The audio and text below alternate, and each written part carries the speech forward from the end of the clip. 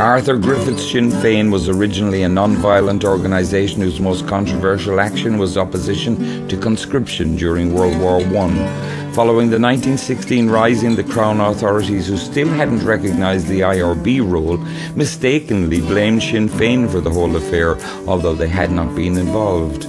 Michael Collins and Cathal Brugha realised the popular support this could give them, and during 1917 they reorganised Sinn Féin as a political party with De Valera as president and a platform of national independence.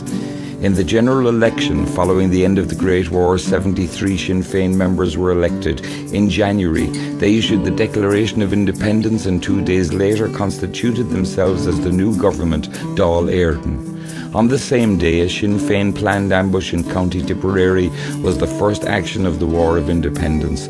A volunteer force of some 2,000 under Collins now commenced a campaign of guerrilla warfare against the army and the police force, the Royal Irish Constabulary, or RIC.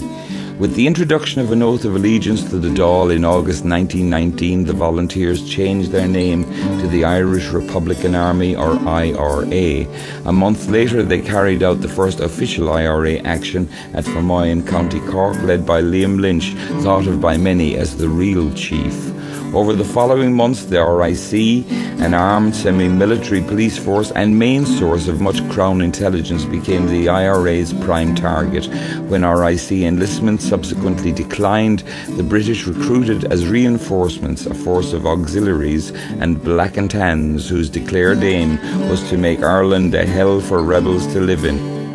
The Black and Tans were so called because they wore a combination of dark RIC tunics with khaki army trousers.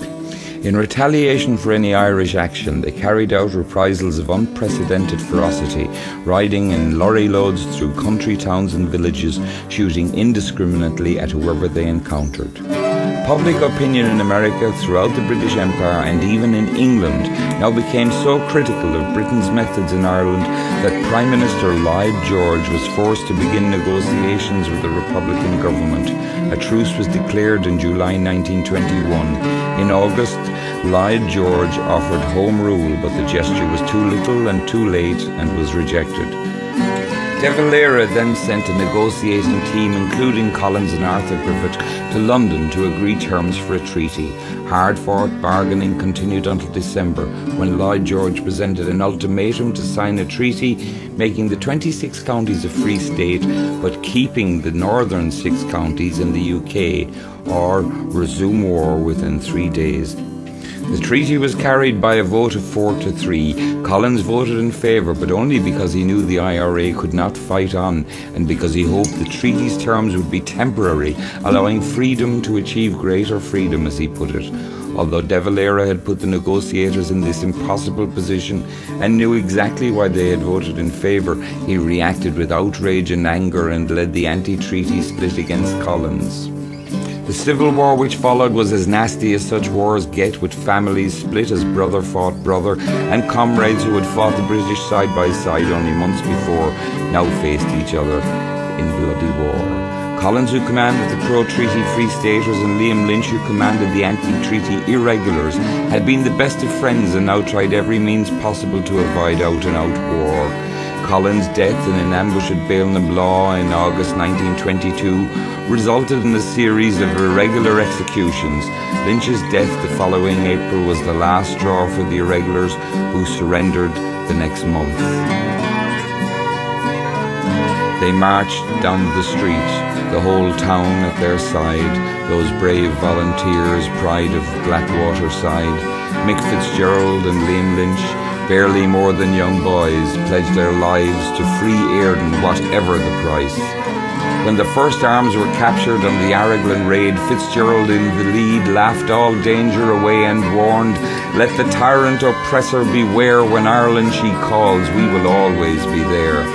All praise to those men of the North Cork Brigade who showed their great courage on the Wesleyan raid, the first official action of the new IRA. Liam Lynch was the hero that historic day. But while Lynch and his car made their bold getaway, Mick Fitz and Lar Condon, the Fannings and Swain were arrested and with murder charged the next day. Fitzgerald would never know freedom again. for now he commenced on the grim hunger strike, in which he surrendered his precious young life, as did Terence MacSweeney. In Brixton likewise, no man could give more than their blood sacrifice.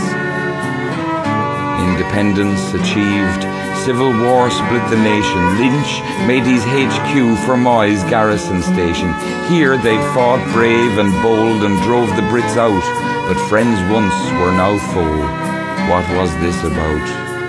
The war took both leaders, Liam Lynch and Mick Collins, great friends, differing only on how the treaty balanced.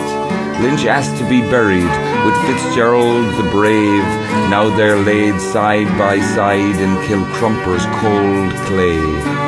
Out of the darkness and into the light, drained from the strain of that terrible fight, crawled a nation determined to build sure and strong a future where nothing had been for so long. De Valera then worked his deft sleight of hand, and entered the Dáil where he'd sworn not to stand.